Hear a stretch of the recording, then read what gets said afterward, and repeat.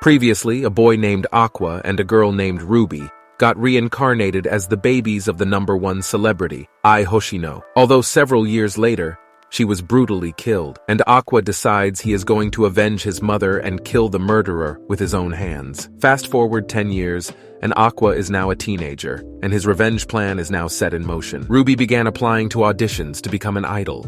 She passed the written application, and is now awaiting results from the interview phase.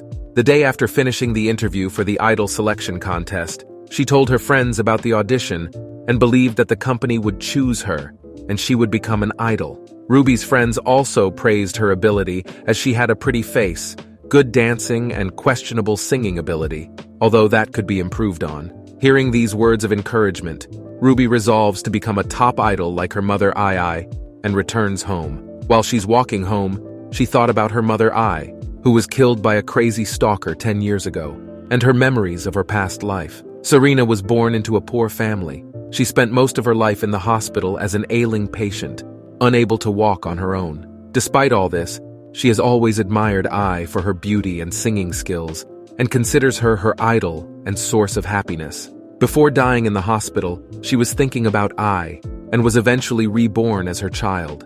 After arriving home, she said that the years she spent supporting Ai and being her daughter were the best of her life, and was determined to fulfill her mother's dying wish. Suddenly, she is interrupted by her brother Aqua, who tells her to focus on her upcoming school exam instead of being an idol. Ruby wittily replies that once she becomes an idol, she won't have to study anymore. But Aqua tells her that he has no problem with her becoming an idol. But being an idol won't bring her anything. He says that idols' salaries are very low, and they have to retire before the age of 30. And more importantly, their daily lives are constantly being watched by their fans, which shows that only a small percentage survive in the industry, and the majority of idols end up devoting themselves to another profession. Hearing this, Ruby responded to his statement rudely, saying that she wouldn't be like her mother if she were worried about the cost and the return.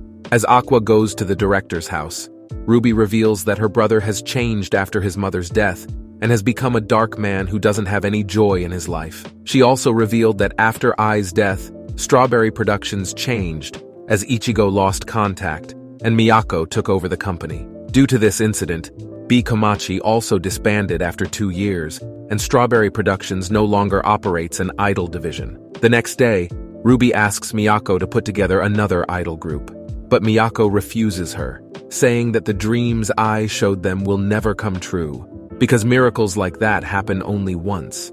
Miyako then asked about her recent audition results, and suddenly, Ruby gets a call from the agency, where the man informs her that she was not selected for the idol program, and that they are waiting for her application for next year. Very sad to hear this news, Ruby begins to cry that she cannot make her mother's dying wish come true. But Miyako comforts her by saying that nowadays there is a lot of politics involved, and people don't fairly judge the abilities of others.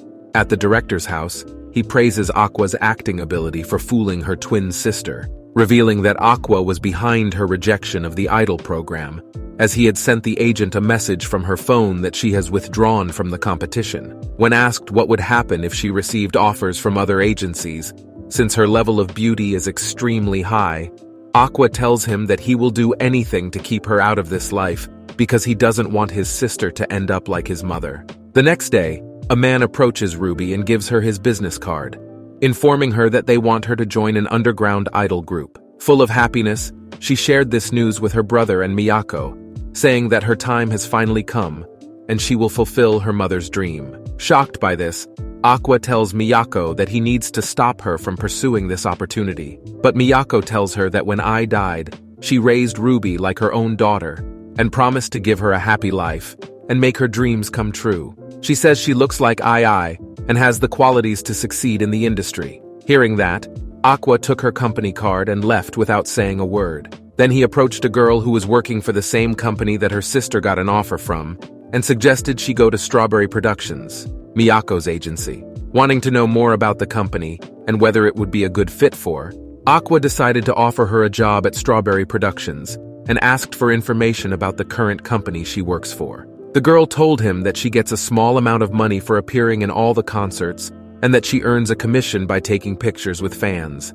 but she has to pay for her clothes, makeup, and travel expenses, which means she only makes 100,000 yen a month or less. She also told him that the manager of the idol group has favorite girls and promotes the ones he likes. Realizing that this job is not for her sister, Aqua decides to prevent her from joining the group and asks for Miyako's help in this matter. The next day, as Ruby is getting ready for a day trip to the underground idol agency, Miyako asks about her intention to become an idol, since the industry she's going in has a lot of harsh men and can make her miserable. Ruby confirmed her intentions, saying that she has always wanted to be an idol just like her mother and that she will do anything to make her dream come true. Hearing this, Miyako tells her not to join this dirty company because she doesn't belong there, much to Ruby's shock. Instead, she asked Ruby to join her at Strawberry Productions, where they would soon form a new idol group for the first time in over a decade. Surprised by this, Ruby happily accepts his offer and signs an exclusive contract with Strawberry Productions, stating that she is now theirs and that if she tries to approach any other company, she will be sued for that. Aqua then went to the director's house and saw his mother, who asked her to wake her son up for her. Tired of working all night, the director asked Aqua to edit the video for him, and he agreed. Aqua says that he's still in middle school and isn't able to get a full-time job yet, so the director decided to add him to her production team. When asked if her sister would eventually become an idol, Aqua gave a harsh answer. But the director joked that both siblings became entertainers. Aqua then revealed that he likes working behind the scenes instead of on camera now. Thinking about her mother, Aqua also says that his sole purpose as a behind-the-scenes employee was to find her father and give him a taste of the pain her mother suffered from having direct contact with the staff. Behind the scenes, employees usually come in contact with the actors and entertainers, so it'll be fine. He then told the director that the actors were very hard workers and drew people to see their performance, but he is not one of them and has no special skills like AI. Therefore, it is better not to cling to dreams beyond their limits. Angered by this, the director informed him not to give up on his dream since he is still a middle school student and asked him to listen carefully to the words he was about to say, because he won't say them again. Before the director could say anything, his mother bursted into the room and interrupted their conversation, saying that dinner was ready and she was waiting for them at the table. Annoyed by this, the director asks her mother to stop interrupting them because he was about to say something good. After she leaves, the director tells him to believe in his talents and dreams, but Aqua tells him that he doesn't possess the same abilities and talents as his mother Ai. The director then corrected his statement by saying that Ai is very special and wonderful. But Aqua can never be like Ai, and she can never be like Aqua. Then he tells him not to run away from her dreams just because of a few setbacks, and only do so after having used all the tools at his disposal. Thinking of her mother's last words, she wanted Aqua to become an actor. Aqua is about to ask something, and the director's mother interrupts their conversation again, saying they had to eat dinner. Sometime later, Aqua and Ruby apply to the same high school, and while Ruby entered the Performing Arts department, Aqua entered the General Education department. When they congratulated each other on entering Yoto High School, they were suddenly interrupted by a passing girl, who heard Ruby say Aqua's name loudly. When the girl asks about Aqua's identity, the girl tells him that she is Kana, the girl who starred with him in the movie. She thought Aqua called it quits from acting, but is happy to see him again. But Aqua says he applied for general education, to her shock. Afterward, Aqua leaves for Taishi's home, and Kana follows after him, insistent on catching up. Aqua invites her to Taishi's home, where they talk about what Aqua has been doing in the entertainment industry since they last met. During dinner, Kana asks Taishi for videos of Aqua's acting, but Aqua refuses, adamant that he has no acting talent. Taishi tells Kana that she will have to talk Aqua into acting again, so she offers Aqua an appearance in a project she is a part of and has unfilled roles, but he refuses. Kana explains that the project is I'll Go With Sweet Today, a drama based on a shoujo manga Aqua is familiar with, and that its producer is Masaya Kaburagi, with whom she has connection. In Aqua's inner monologue, he reveals that Ai left 3 cell phones when she died. One of them she used before she was pregnant. After 4 years of determining the phone's passcode, Aqua unlocked it and found contacts Ai had in the entertainment industry, one of them being Masaya. Aqua accepts Kana's offer and gets in touch with Masaya, who gives Aqua the role of the show's villain. Sometime afterward, Ruby is surprised and happy to learn that Aqua will appear in a TV drama, believing that he is upholding Ai's wish for them. She and Miyako watch the show, but are taken aback by its low production quality, especially with the acting. Later, Aqua meets with Kana, who explains that the show targets the female demographic as attractive men. They feature models they want to promote, regardless of their acting ability. But to ensure the show's quality, they cast Kana, a well-known actress, as its female lead. Not wanting to overshadow her co-stars, Kana forces herself to hold back her acting ability. Kana further explains that because the show's production is purely for sales, it could never be entertaining. Even the mangaka of the story was disappointed when she saw it. Despite that, because everyone working on the show has been giving their all for a successful project, Kana hopes to make the show watchable, even at the cost of her reputation. Kana tells Aqua that due to her egotistic behavior as a child, she quickly fell out of favor in the acting industry after she grew older, and had been slowly working her way back up. Kana informs Aqua of the show's hasty production schedule and gives him his script. Trusting in his acting ability, Kana asks him to help make a good show. Reviewing the show and script on his own, Aqua sees that the production crew and Kana have done an excellent job making the show watchable and figuring out a way to make it look good. On the day of filming, Kana explains to Aqua that due to budget and time restraints, they only get one practice run on the location. Aqua meets the show's male lead,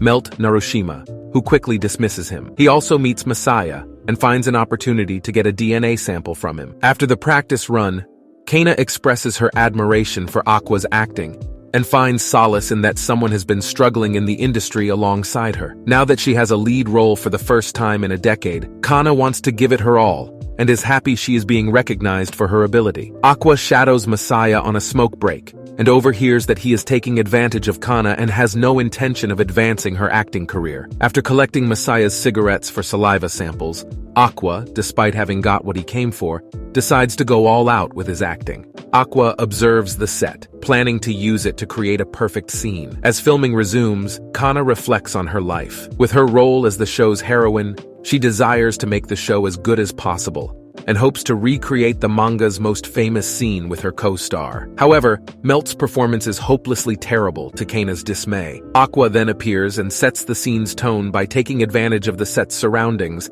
and aggravating Melt to get a good performance out of him. By ad-libbing the scene, Aqua can recapture the scene from the manga and allow Kana to act to her fullest. After the filming, Melt apologizes to Aqua for punching him, but Aqua reveals that he did what he did to ensure both actors could act their best. Meanwhile, the director finds the scene to be a good one, despite Aqua's interference. While filming the final scene, Kana realizes she has fallen for Aqua. At the apartment of Yoriko Kichijuji, the mangaka of Sweet Today, her assistants come over to help with her manga. While Yoriko watches the Sweet Today drama, her assistants bemoan the adaptation, while she already begrudgingly accepted the show's quality. However, after watching Kana's performance in the final episode, Yoriko tears up and is grateful that her manga got the adaptation. As for the fans of the original manga and the actors, the finale was well received and garnered fervent praise. At the show's after-party, Kana and Aqua chat, and she learns he does not have a girlfriend. Yoriko approaches Kana and thanks her for her performance in the show,